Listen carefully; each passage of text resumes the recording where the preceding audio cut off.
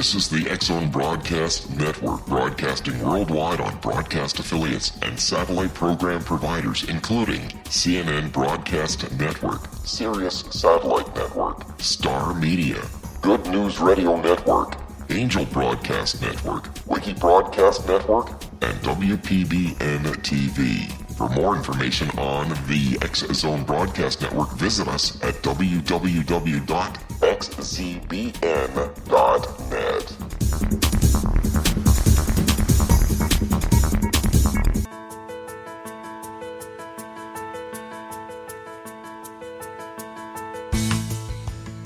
Hi, curious minds out there in Synchronicity Radioland. Welcome to CC with BB, Connecting with Coincidence with Dr. Bernie Beitman, MD. That's me. This is the only radio show in the world dedicated to the study of coincidences, synchronicity, and serendipity. We are coming to you through the X-Zone Broadcast Network, located in Hamilton, Ontario, Canada, and broadcasting all over the world. What is the relationship between mind and brain? Does the brain produce consciousness, or does the greater consciousness produce the brain? How do we understand how mind and brain interact with each other? I'm a psychiatrist. I study this question in my office.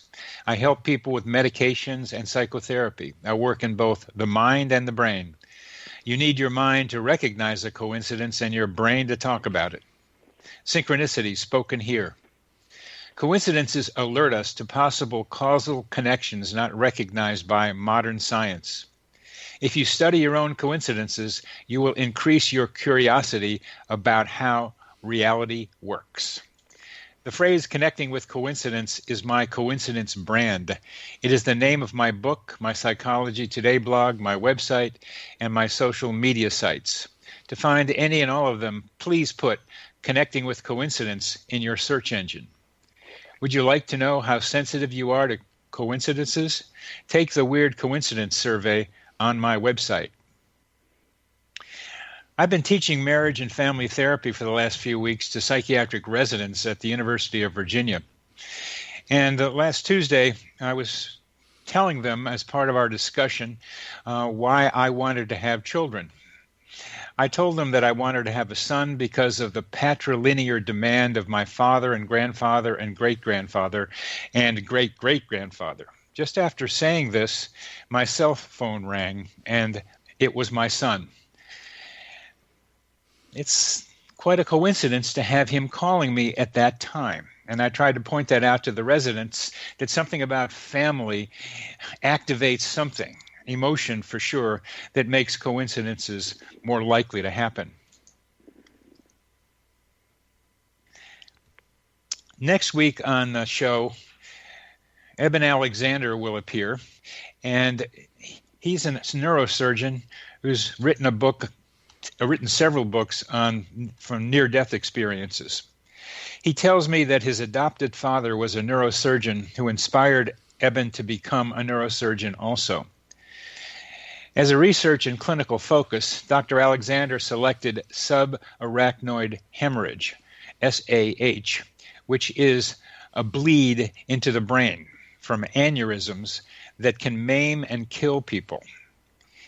He had contacted the children's home several times from which he was adopted, and was told that his birth parents had shown no interest in contacting him. Then in 6th grade, one of his sons began a genealogy project, leading Eben to contact the children's home. This time he made contact with his birth family, but was also told they had gotten married, which was a huge surprise to him because he always thought that his parents had gone their separate ways. Even more surprising, they had had 3 more children, and he had never heard about it until he contacted the children's home again on behalf of his son. The children's home had contact information for his birth family because of a certain potentially hereditary affliction that had impacted several biological family members. This hereditary disease was subarachnoid hemorrhage, Eben's research focus. His maternal grandfather and 2 maternal aunts had each suffered from subarachnoid hemorrhages, 2 of whom had died. How did he come up with that as a focus for his surgery activities. And that was just what made it possible for him to contact his birth family. Our guest today is Robert Hopcke, and we will be talking about families and coincidences during this program. Robert Hopcke is a licensed marriage and family therapist in private practice in Berkeley, California. Along with his numerous articles and reviews published throughout the world, he is the author of the national bestseller, There Are No Accidents, Synchronicity and the Stories of Our Lives, which has been translated into over 24 languages, and the forthcoming follow-up book, Unexpected Pieces of Our Hearts, Synchronicity and the Stories of Our Families. His scholarly work in the field of Jungian psychology includes Jung, Jungians and Homosexuality, Men's Dreams, Men's Healing, a guided tour of the collected work of C.G. Jung, and The Persona, Where Sacred Meets Profane. Rob's book, There Are No Accidents, was a great inspiration to me in writing mine, because in that book, Rob was able to show readers, and is still showing readers, how often coincidences happen in families as well as other parts of people's lives, but particularly in families. We're going to have the opportunity to wonder why with Rob. How does it happen? What are the stories? And particularly, what are some of Rob's stories that tell us there's something going on with coincidences and the people that we love? We'll continue this in the next segment.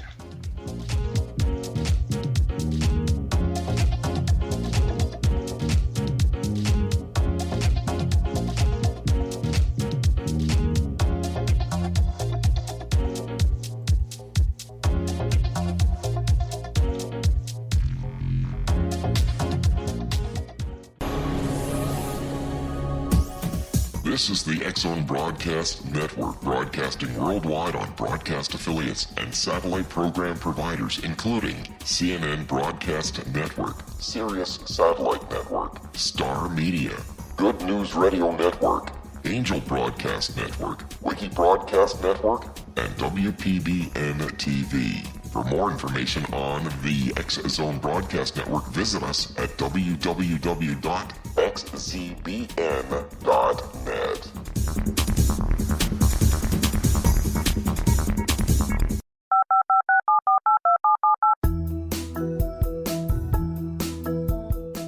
Did you know that when you're on the road with limited data or Wi-Fi, you can still listen to the X-Zone Radio Show with Rob McConnell, The Science of Magic with Gwilda Wiyaka, X-1, Dimension X, Space Patrol, and every minute of the X-Zone Broadcast Network by calling 213-401-0080, courtesy of Audio Now.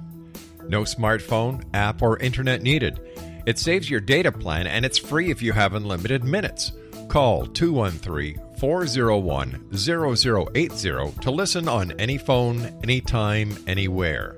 Remember, 213-401-0080 for the best of the paranormal, parapsychology, and sci-fi radio programming anywhere, 24/7, 365.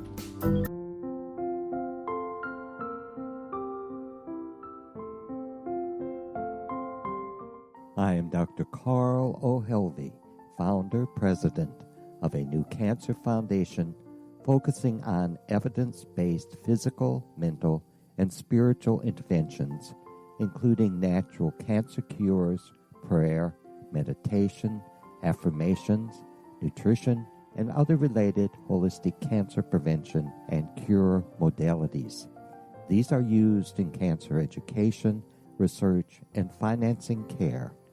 I ask for your help to continue this important work by donating at www.holisticcancerfoundation.com.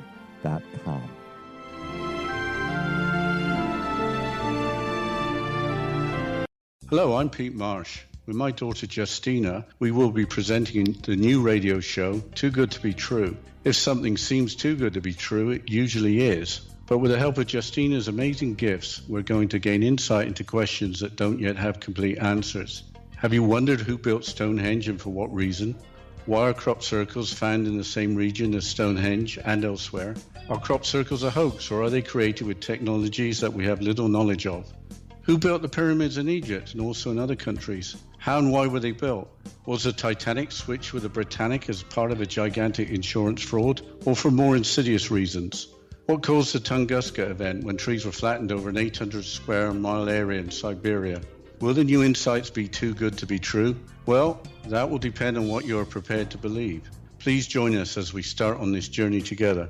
For more information on Too Good to Be True, visit www.xzbn.net. Little children aren't the only ones afraid of the dark. Millions of soldiers return from war zones with PTSD, anger, frustration, fear, and loneliness, much of which surfaces during the darkness of the night.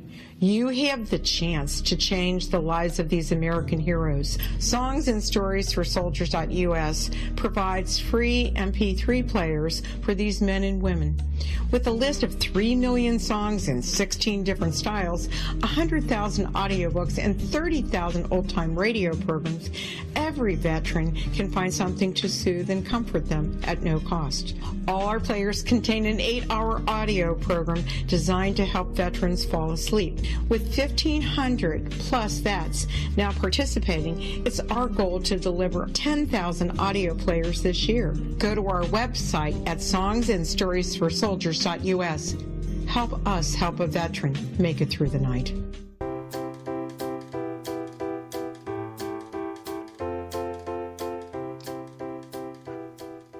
A great pleasure to have Rob Hopcke on our program today. Rob Hopcke has published many books, several books, very Jungian focused, and his most popular and still enduring 20 years later, There Are No Accidents. Rob, welcome to Connecting with Coincidence. It's great to talk with you, Bernie. It's a pleasure to have you here. And is your book out, your new one on families? No, not yet. It is. It's going to be published in Italy, it turns out, first, and that's coming out in September. Interestingly enough, There Are No Accidents was published 20 years ago and translated into a bunch of different languages, including Italy. And for some reason, it's extremely popular in Italy. It's still in print after 20 years. So they're going to be re-releasing There Are No Accidents in a new edition. And then the second book, which I had long planned, came out of the first book. This second book, called Unexpected Pieces of Our Heart, Synchronicity and the Stories of Our Families, I had a bunch of family stories that people had told me for the first book, There Are No Accidents. But I hadn't really planned to deal with that topic in that book. So for the last years, I've been planning this book on synchronicity and family relationships because I had so many stories. So I went about getting some new stories, and then in the interim, a lot of kind of very impactful synchronistic events happened to me in the course of my life around my families. So it all sort of came together, and I finally got it together to write the book after all of these years. So it'll be coming out in Italy, and we're looking for an American publisher. Now, how come a guy who's had such a huge bestseller can't get an American publisher so easily? Well, I think that's the state of American culture at this point. I mean, what happens with the publishing industry, of course, is that if you're a celebrity, you get your book published, and if you're trying to do something sort of self-helpy, that's pretty easy to get published too. But books like this that I think have very have a very specialized sort of focus, and in particular, the way that I approach it, as you well know, kind of from a very classically Jung point of view. Yes, right? you do. Yes, you do. It reads as sort of academic or scholarly, but I'm pretty confident. I mean, There Are No Accidents was pretty popular. It's as your program and all of your work shows, synchronicity is a topic of perennial interest for people. So I'm pretty confident about it. And of course, we all have families.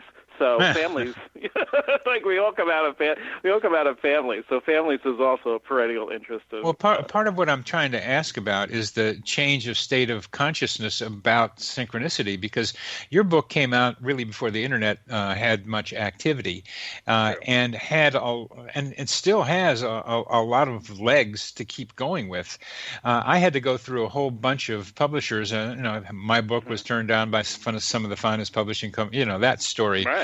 And finally got a publisher, but it just doesn't seem to, the concept doesn't seem to be as attractive, partly because they're always looking for top sellers.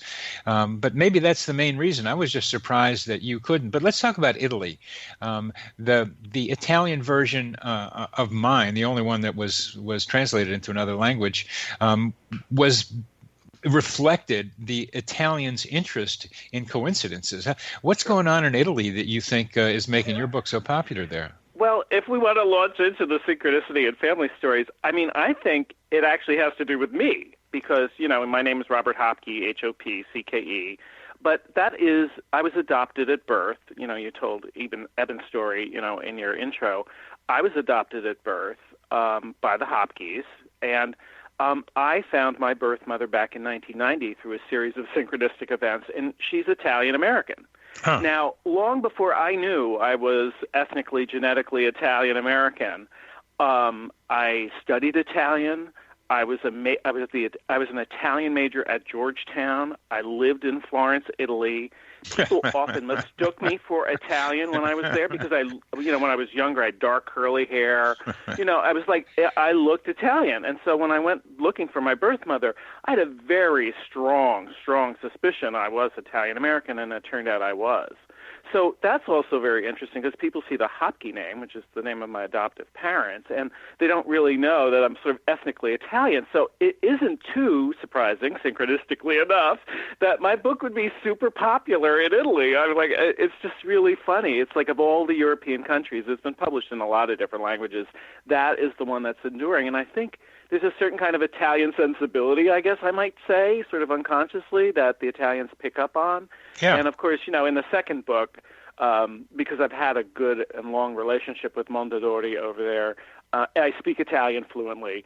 I've done another book for them on a Jungian topic, and then this book, of course, I actually sort of tailored for their market, I have to say. But I think in Italy, it's interesting. I can't really explain it. I mean, I think Americans tend to be a little bit on the concrete and thinking side, and Italians tend to be a little bit more on the creative, emotional, and intuitive side. I mean, I just think as cultures. So I think I have an entire Italian Facebook fan page for There Are No Accidents, which in Italian is Nulla succede per caso. And so I get contacted all the time by Italian folks. It's very interesting. I think there's a different sensibility over there than there is here in the U.S. But you and I are doing our part for it here in the U.S., aren't we? Here in Charlottesville, I had to look up and notice that I had a bunch of friends who were interested in consciousness in various ways who were Italian. I said, what am I doing hanging around with all these Italians? And then I get this idea to put some of my stories from my book make songs out of them. I wanted to make songs out of my stories. And through a series of coincidences, I got a guy from Florence and he and I have done 7 songs, and they're just about finished and able to be heard like radio ready. So another Italian from it's Florence. Great, isn't it? Well, next it'll be Andrea Bocelli. He'll be singing this. We got to translate. It is very interesting, Yeah, there's something. I don't know.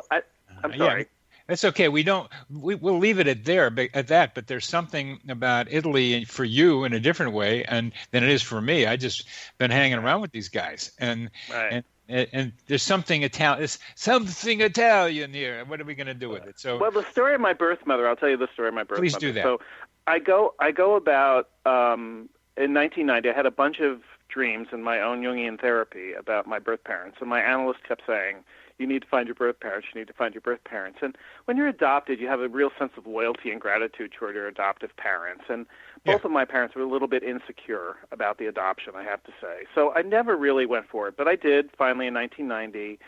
I contacted the agency, the same social worker. I was only 27, so the same social worker who had handled my adoption when I was born was still there at the agency 27 years later. I've been in practice 35, so now I get it, But back then it was like, wow, same social worker. And it turned out that, she could release a lot of non-identifying information, but she couldn't release the identifying information in New Jersey. So but I wanted to know, so I knew I was Italian-American from that point, but I wanted to know where the family was from in Italy, because I had lived in Italy, I'd studied in Italy, I'd been all over the place. So the only way to do that was to actually institute a search for her. And like you said in Eben's story, they originally told me my birth parents really hadn't put any kind of a note on the file that they were okay with being contacted. So it was kind of a little bit of a complicated thing. So I paid the $300. They go about doing the search. I don't hear anything. My late husband and I were going to Italy for a vacation, which we did about every other year. And I really wanted to find out where the family was from before I went. So I put some pressure on them. Meanwhile, I had this dream. And I had this dream, and it's like a one-line dream. It says, your mother's name is Gloria. Well, my Hopcke mother's name is Gloria Hopcke. I'm like, okay. I talk about it with a therapist. I'm like, well, of course, it's sort of like obvious, her name is Gloria. That's my mother's name, right? So I talked to the agency, and the agency is giving me all kinds of excuses as to why they haven't found her. And I just got kind of pissed off. I'm a marriage and family therapist. I knew they hadn't done anything. I knew, this is, again, before the Internet, right? This is 1990. And so I'm like, okay, I could have instituted my own search. So I got kind of pissed off, and I said to him, now this was a Lutheran social services agency. So I said to him, God wants me to know who she is. And the guy says, how do you know God wants you to know? And I said, an angel told me her name in a dream. All right? I'm like totally pulling this out of my ass. I'm like, wow. Okay. And he's like, oh, yeah? I said, so no, you go get that file and you open it up, and I'm going to tell you what her name is. And if I get her name right, you better give me her identifying information. Hey, and wow, that's far out and groovy, man. That is really something. So he opens the file up, and I said, her name is Gloria, which he screams. He drops the phone, and it turns out my birth mother's name is also Gloria. Both my mother's names are Gloria, which is bizarre. And so he was flipped out. But I had this dream that said my mother's name was Gloria, and everyone just assumed it was my adoptive mother's name. Well, my actual birth mother's name is Gloria as well. So that's how I got her information, and I was talking to her the next day. I mean, I got her address. I went to the Berkeley Public Library. I looked her up. I'm like, it was very easy to get in contact with her. And I've known her, now since 1990, so for the last however many years that is, 27 years? Yeah. And I know where the family's from. I've been to the towns where my grandparents emigrated from in Italy. It was very interesting, but also very interesting. She's the second youngest of 14. Sure. And I'm the youngest of 65 cousins in this generation. I'm the only one that speaks Italian, the one that was adopted out at birth, who never grew up Italian, right? I'm the only one that speaks Italian. I'm the only one that's lived in Italy. So my cousins come to me for their information when they want to go to Italy and find the towns, and sort of speak to the towns. But it was totally synchronistic. It was very synchronistic, and it was one of those things that actually sort of inspired me to do There Are No Accidents. And also, I think it speaks to, like most synchronistic events do, this kind of unconscious connection we have with our past, with our ancestry, that pops up in these unexpected ways, consciously and deliberately, which is what we, you and I call a synchronistic event. Especially when you're looking. Especially, when you're open to it. When you're looking, for sure. I mean, I have to say, as you do, too, I'm sure people come up to me all the time and they're like, how can I make these synchronistic events happen to me? And I'm like, well, they're kind of acausal. You don't make them happen. They're coincidences. But you definitely have to stay open to it, right? I mean, if I had dismissed that dream, or if I had not really understood the significance of it and hadn't used it in the way I used it, how did you go to the birth mother as Gloria when you had an adoptive mother as Gloria? How did you make that jump?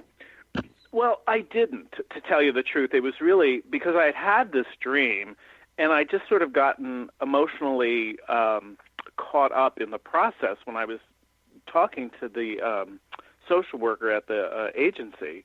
I just made that up. I just kind of made it up. And I'm like, it turned out to be true, which is even more kind of interesting. Well, that to me, the Gloria dream is fantastic too. But that you at that moment came up with the subterfuge of saying, "I know the name." That was the inspired moment in this for me, listening to this story. Well, but that's because you and I take synchronistic events seriously, right? Like the only reason I did that was because I had that dream. Yeah. Now, it would have been easy to dismiss that dream, and this is what I say to the people that talk to me, my clients, the people that read the book, etc. If you dismiss your intuitions, then you're going to dismiss the possibility of synchronicity in your life. And we're coming to the end. We're coming to the end of this segment, so let's continue what you need to do. That's a good idea.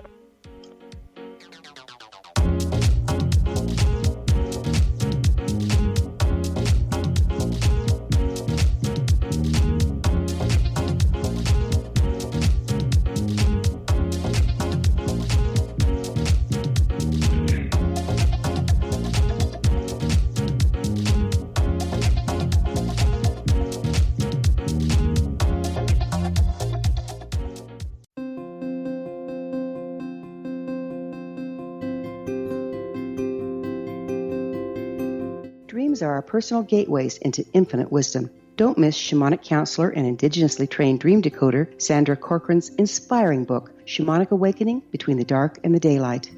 This remarkable work chronicles Sandra's 35 years of experience with diverse wisdom keepers and her initiations throughout the Americas and across the British Isles, Turkey, Greece, and Egypt. Sandy's knowledge of symbology, psychology, and myth influence her dream blog and workshops. Sandy offers private tarot readings, international journeys, a meditative CD, as well as her book, Shamanic Awakening, to encourage you as you navigate this earth walk, creating a deeper connection to yourself and all that is. Find this and more at Sandy's website, starwalkervisions.com.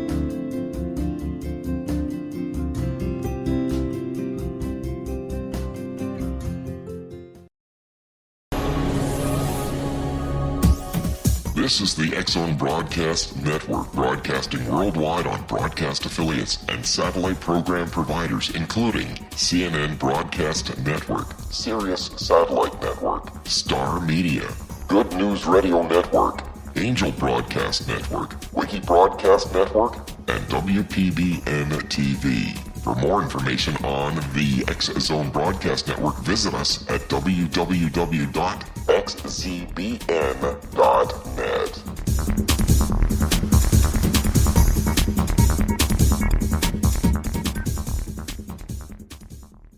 How would you like to be able to read other people's minds? Well, the next best thing is here. When you know how to read a person's name, you know how the person thinks, feels, and behaves.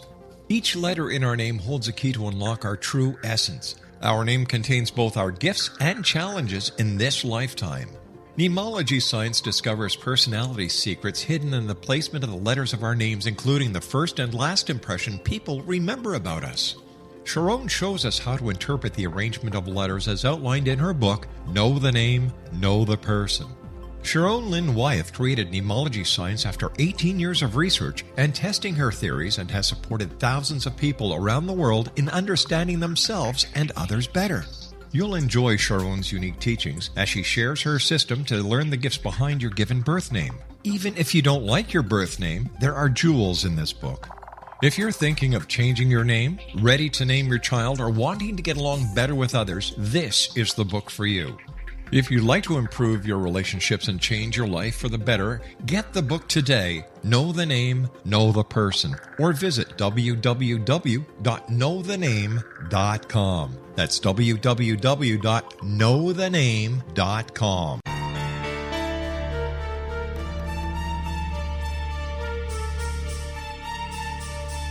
Hello, I'm Justina Marsh, and with my dad Pete, we are going to present a new show called Too Good to Be True. Together, we are aiming to discover more truths about this world and beyond. Do you have unanswered questions about the world?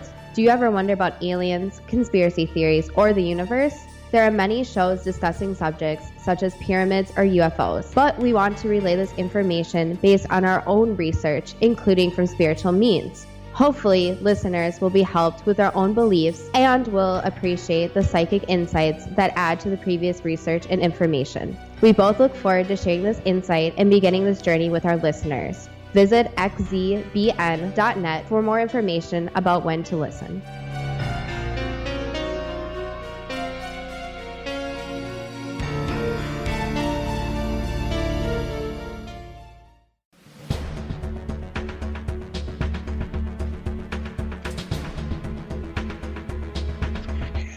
Welcome back to CC with BB, Connecting with Coincidence with Dr. Bernie Beitman. That's me.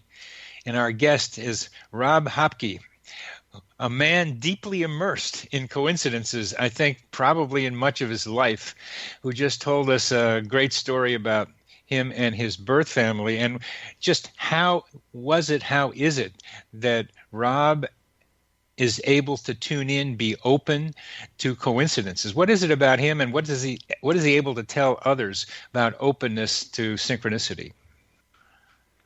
Yeah, I think that is really the key word, openness. I've approached the topic in a fairly classical way.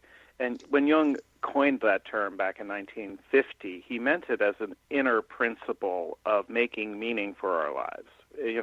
It's the way in which our inner psyche, our interior experience, and how we make meaning meets the outside world and the external events of our world. So that's what he means by a causal connecting principle. It's a way that events outside are connected with what's going on inside with us. So it really does require an attitude of openness, of inquiry, of interior space, So like in the story I just told, if I had dismissed that dream, or if I wasn't even paying attention to my dreams, if I'm not even paying attention to my inner life, it's virtually impossible then for synchronistic events to occur, because they're about a connection between who we are and what's going on outside. And that's why I use the concept of story, like we weave our own story together. So skeptics will often say, well, people are just making this up. And I'm like, well, that's kind of the point. We make meaning out of the events of our lives. The meaning of our lives isn't under a rock out there somewhere. It's an active process of dialogue. So if you pay attention to what's going on inside and you stay open, as you just said, to the possibility that your external life will connect with it, that's when synchronicities begin to occur for people. And they don't occur from the outside in, they occur from the inside out, right? Except, as you know from this research, it's so interesting. It is so interesting because it's hard not to go down the causal route. I have a story in the new book about a woman who, at med school at UCSF out here, spent a lot of time on Clement Street, where there's a lot of Chinese jewelry shops, looking at all of these pearl necklaces. She didn't say a word to her husband about any of this, right? And she's like, these are really beautiful, but she's sort of overwhelmed by her medical practice, et cetera, et cetera. Well, it turns out her husband just very synchronistically ended up in that neighborhood, which is nowhere near where they lived in San Francisco, ended up buying her the pearl necklace that she had been looking at.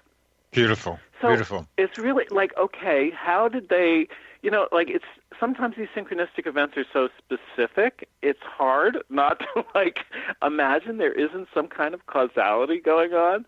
What Jung would say is that that's complete chance, but there's such a specificity to some of these things. Same thing happened between me and my late husband. We were shopping at Neiman Marcus when it first opened in San Francisco, and he was off in another department, and I was looking at this very particular scarf. It was a silk scarf with angels on it. And for some reason, that Christmas, he went back to Neiman Marcus and bought it for me. I still have it. Well, I develop causal ideas first before I get to mystery, which I think Unus Mundus tends to be, although that I don't.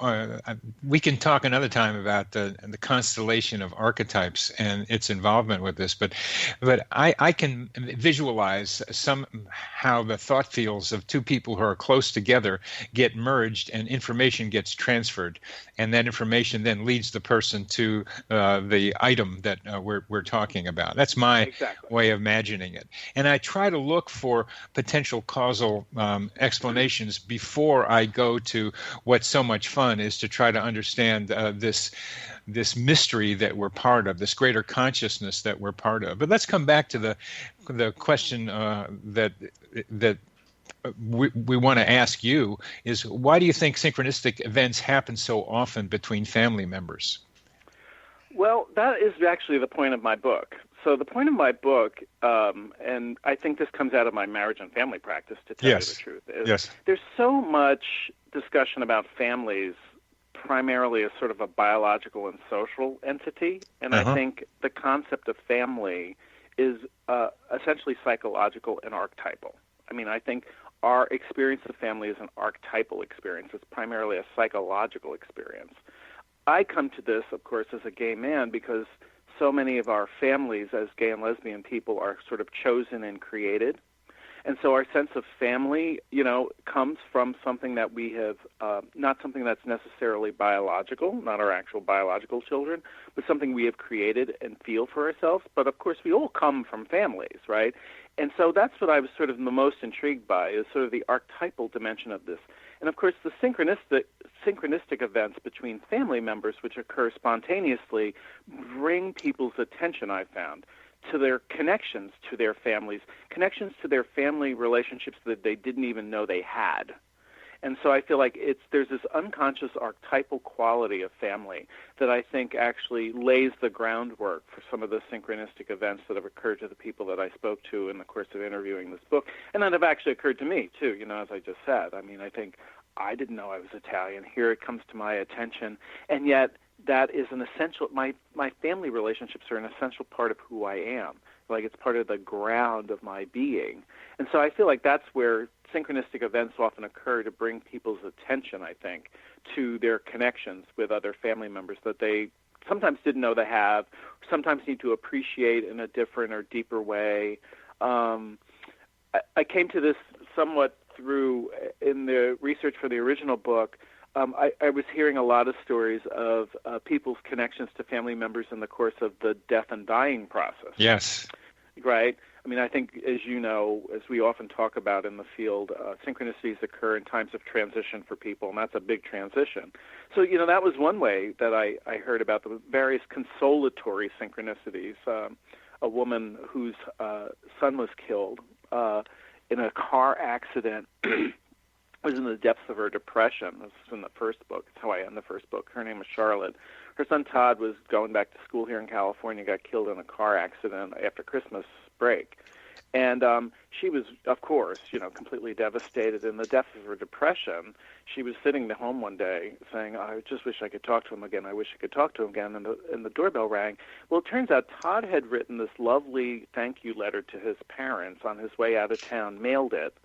But because of the accident, it didn't actually end up getting mailed. And so friends of his afterwards at school finally mailed it. They put the wrong address on it. It got shunted all over California. 5 months after it should have been delivered, it arrived at the moment when she's saying, I wish I could talk to him again.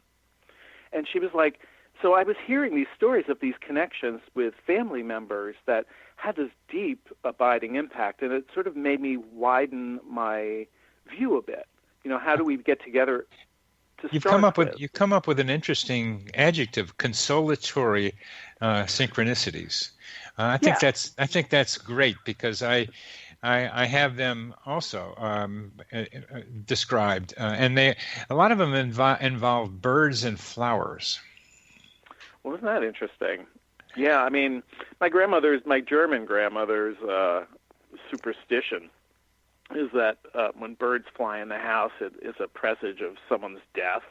And she claims it's happened many times. She claimed it happened many times in the course of her life that, her grandmother actually died after a bird flew in the house. So I think it's very interesting. But the flowers, too. I mean, I think one aspect of synchronistic events that I speak about in my work is the symbolic quality, right?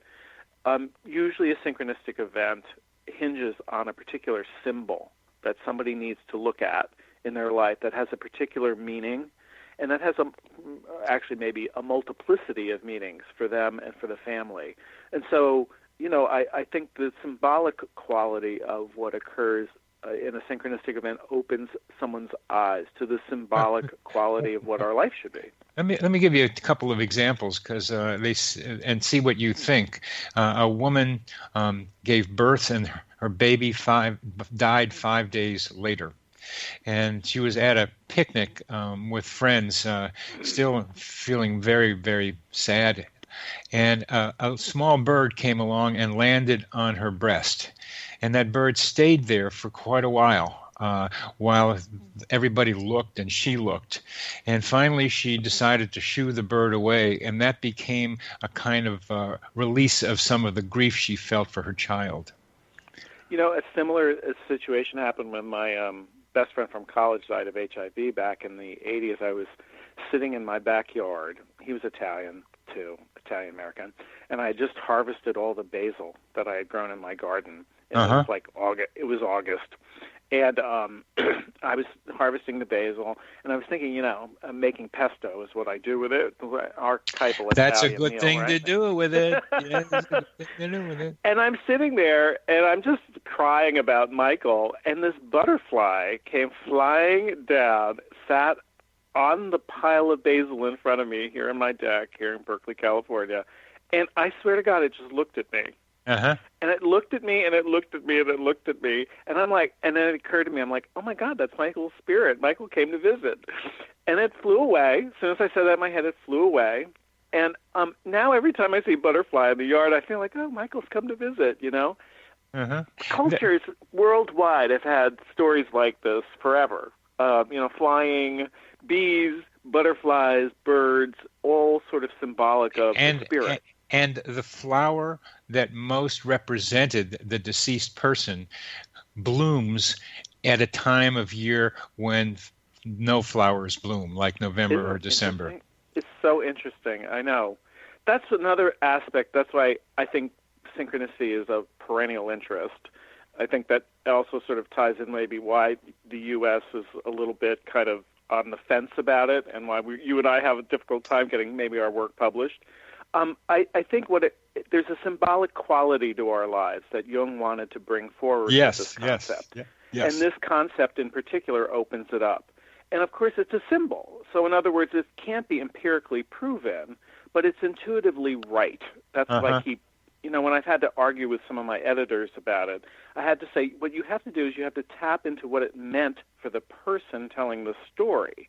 Because that's, it's easy for you and me as therapists, I think, to do, because that's our stock and trade, right? I mean, we're constantly looking at people's inner experience and understanding it.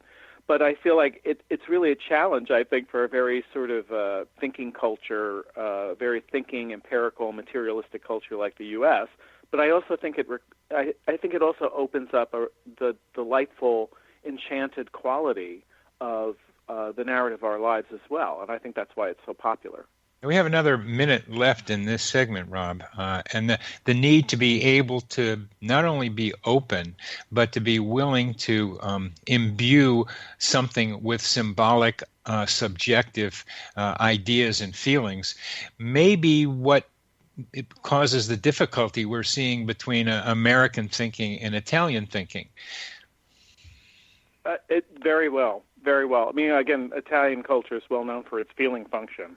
And I think a synchronistic event is almost defined as significant, right? We're talking about a meaningful coincidence. One of the ways I define meaning is through emotional impact.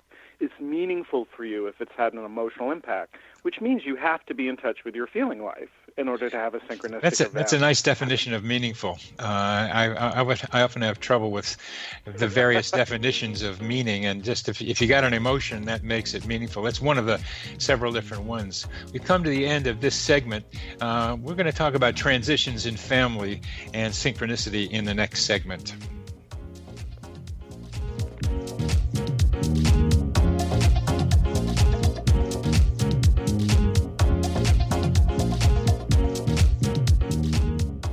Hi everyone, Rob McConnell here, and I wanted to spend a moment on internet streaming. Everybody has heard about internet streaming, but not many know much about it. Did you know the internet streams just about everything? Movies. From new releases to old classics. TV shows. Almost every show, every episode, and much more. But the question has always been, how do you do it? Well now, thanks to the folks at 123 Ready TV, I have the answer for you. They have developed a simple program app, 123 Ready TV, that you install on your Windows PC, Android smartphone, or Android tablet that can have you streaming like a pro in less than 5 minutes. You truly won't believe how much is available or how easy it is to do until you try. And for a one-time cost of only $19.99, this product is a real winner. To learn more about 123 Ready TV, visit our website at www.xzbn.net.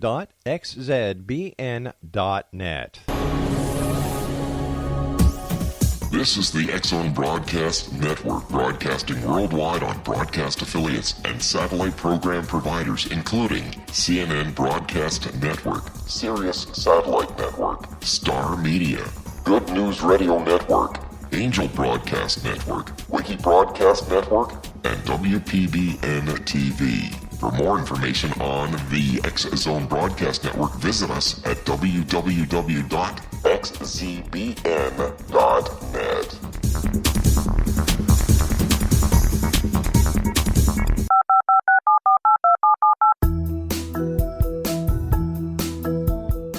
Did you know that when you're on the road with limited data or Wi-Fi, you can still listen to the X-Zone Radio Show with Rob McConnell, The Science of Magic with Gwilda Wiyaka, X-1, Dimension X, Space Patrol, and every minute of the X-Zone Broadcast Network by calling 213-401-0080, courtesy of Audio Now. No smartphone, app, or internet needed. It saves your data plan, and it's free if you have unlimited minutes. Call 213-401-0080 to listen on any phone, anytime, anywhere. Remember 213-401-0080 for the best of the paranormal, parapsychology, and sci-fi radio programming anywhere, 24/7, 365.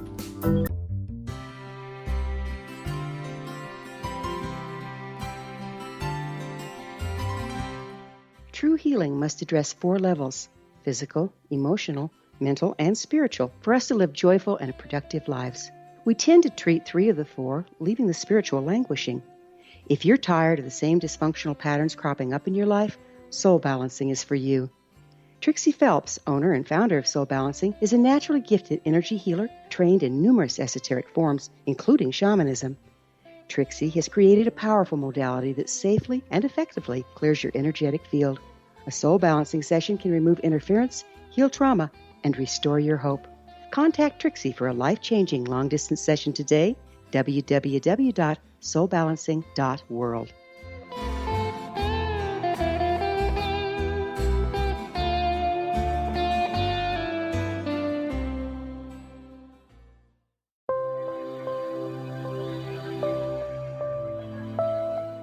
There's a legend shared by many indigenous cultures of a time when the nations were cast to the 4 corners of the world. Each nation was given a body of sacred knowledge that held a different portion of the truth to preserve.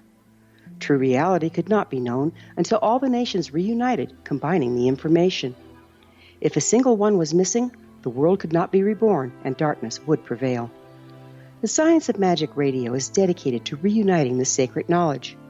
With the understanding, none of us has all the answers, but together we can open new perceptions and possibilities. Through our combined vision, the world can be reborn into a place where darkness no longer prevails.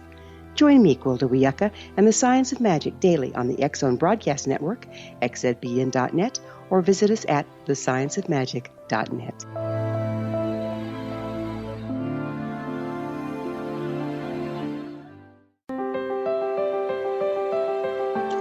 Welcome back to CC with BB, Connecting with Coincidence, and our wonderful guest, Rob Hopcke, who's got a forthcoming book on families and synchronicity. And Rob, what are some of these transitional points in family relationships that increase the probability of coincidences? Well, in the book, I start with how families even get started, which is 2 people meeting, right? And I had a lot of stories about that in the first book, how people met their partners.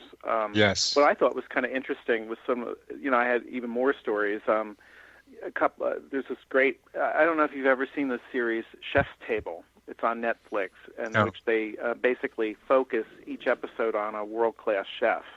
And there's this wonderful Italian chef, Massimo Bottura, whose restaurant I synchronistically went to. And him and his wife actually told this great story right there at the beginning about how they showed up at this cafe from 2 different worlds. He had just emigrated from Italy. She was a New Yorker. They ended up kind of crossing paths on the same day, actually literally bumping into one another on their first day. She is a waiter, he working there in the kitchen. That's how their love affair got started. Then it turned out that he took a job in Italy, went back to Italy, And through a wild series of coincidences, she ended up kind of going there finally. And it was one of those great love stories in which everything didn't run smoothly, right? There was a separation. But it seemed very clear that, little by little, they were meant to be together because of the various coincidences that had brought them together. And so that's one category. It was how families even got started, was sort of these amazing coincidences that brought people together. A therapist friend of mine, Joanna, tells a story in the book about how her grandparents actually met. He was on leave in San Francisco during World War II and ended up going to the wrong bar. Again, this is way before cell phones, right? So his buddies are going to a bar. He gets lost. He goes into the wrong bar. He bumps into this pair of sisters, and that is actually how he ended up meeting Joanna's grandmother, completely by chance. Well, right place, wrong place, right time. I mean, it's exactly. I love those stories, to tell you the truth, because I feel like one of the things we get really wrapped up into is control, right? I mean, we're told we need to be masters of our fate and control our lives, and the most delightful things about these stories, I think, are the way in which chance actually plays such a huge role in our lives that we don't even really want to acknowledge at times. But if we're open to it, right? I mean, if he could be her grandfather could have been very wrapped up in having been in the wrong place, but he happened to be open to where he ended up in life. And I often say that to my clients, to the people that read the book. I'm like, you need to be open to the way in which if your plans go wrong, there may be a reason for it, and you need to be open to what that reason is. Talk a little bit more about how you use synchronicity in your practice, please. Yeah, I think that is one of the things that I think, we have a very rational mind. And, of course, I think most of us like to be in control of our lives. And obviously, a lot of folks, I often say this to my clients, people generally come into psychotherapy in times of transition. Yeah. And often in times of transition that they didn't want, right? The death of somebody, a divorce, illness is another, reason. They're making a transition from one stage, one condition, one state of life that they've chosen to something that they probably didn't want. Right. And the concept of synchronicity has been really helpful to me because not only in my own personal experiences, but I've often realized that when something occurs to us by chance that we didn't want, we can, in fact, move forward and make a meaning of it. So that's why I use the concept of story. I think, in all really good narratives, there are unexpected events that occur to the protagonists that become a vital part of the plot. Right. And the reason that happens in fiction is because that happens in our real lives. Yes. Right? We couldn't write those stories if it didn't happen in our real life. In other words, fiction comes out of our real experience, our own capacity to make meaning. Very good. So that's what I have to say. That's how I use it in my practice. I'm like, I know you didn't want this to happen, and in fact, a lot of times these things are genuine tragedies. Let's look at what it means. Let's look at how you can make this a part of your story.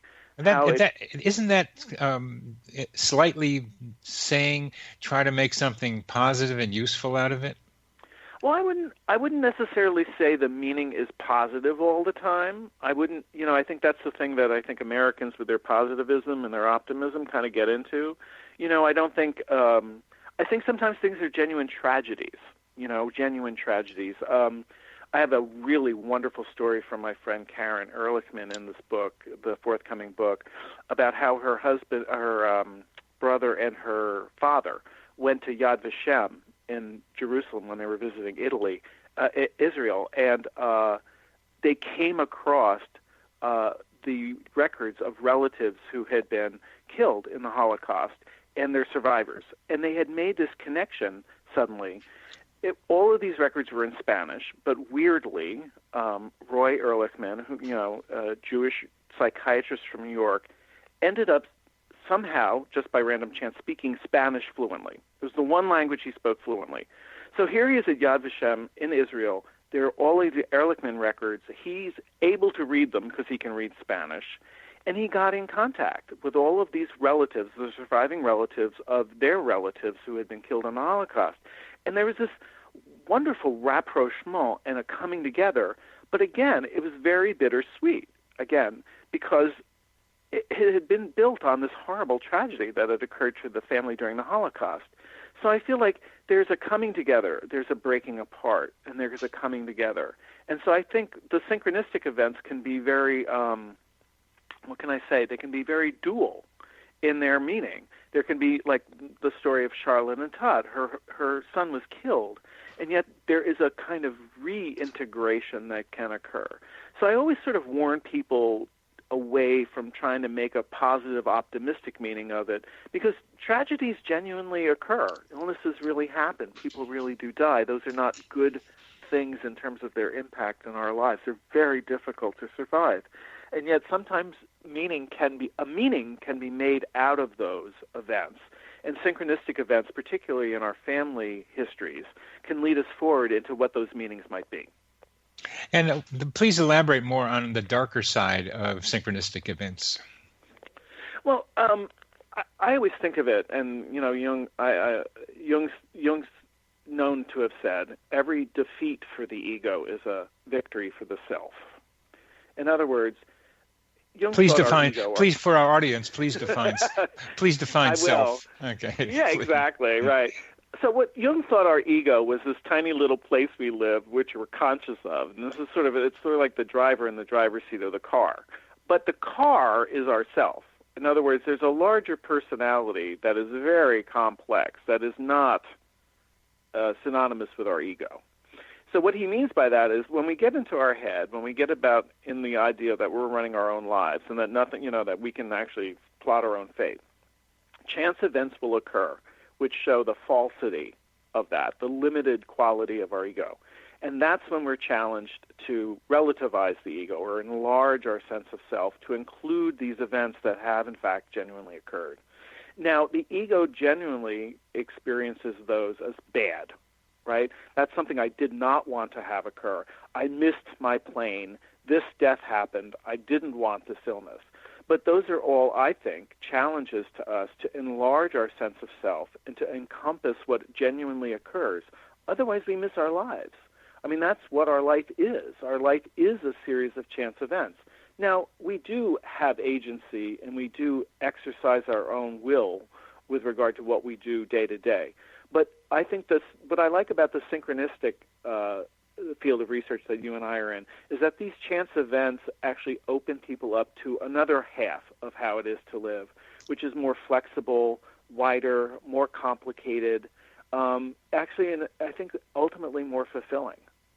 You sound different from what I read in your book regarding chance, because you used acausal quite often and the Jungian ideas to somewhat explain activation of archetypes included coincidences. Now you're pretty much saying, and I don't think this is all what you're saying, that we have chance events and we can make meaning out of them. What's very interesting about Jung, and again, I went back to read Jung, even more deeply this time in writing this book. And what's interesting, I actually quote a series of incidents that he talks about with regard to his family members from his autobiography. We have about a minute and a half left, Rob. Yeah. For his autobiography. His autobiography is Memories, Dreams, Reflections. It's sort of an unofficial book, right, so to speak. Right. It's not his official writings. Right. And he comes really close to saying what you just said earlier in this program. In other words, he says he had this dream that presaged his grandson's accident, almost drowned. Yeah. And he said, if the unconscious can give us all kinds of information, why can't it give us information about the future, right? Mm-hmm. In other words, he comes right up to the line of saying what you said earlier, in other words, that we have an awareness and that we can receive information, that the synchronistic events in that sense are caused by an extrasensory perception, but he doesn't move over the line. So it's very interesting with Jung to sort of see him come very close to it. And I think probably unofficially his view was like yours, very much. But I sort of try to stay, as a good Jungian, like on my side of the line around that, and just look at how the psyche operates to make meaning of these chance events. And I'll leave the physics and the philosophy of it, I think, to other folks that are a little bit more qualified than I.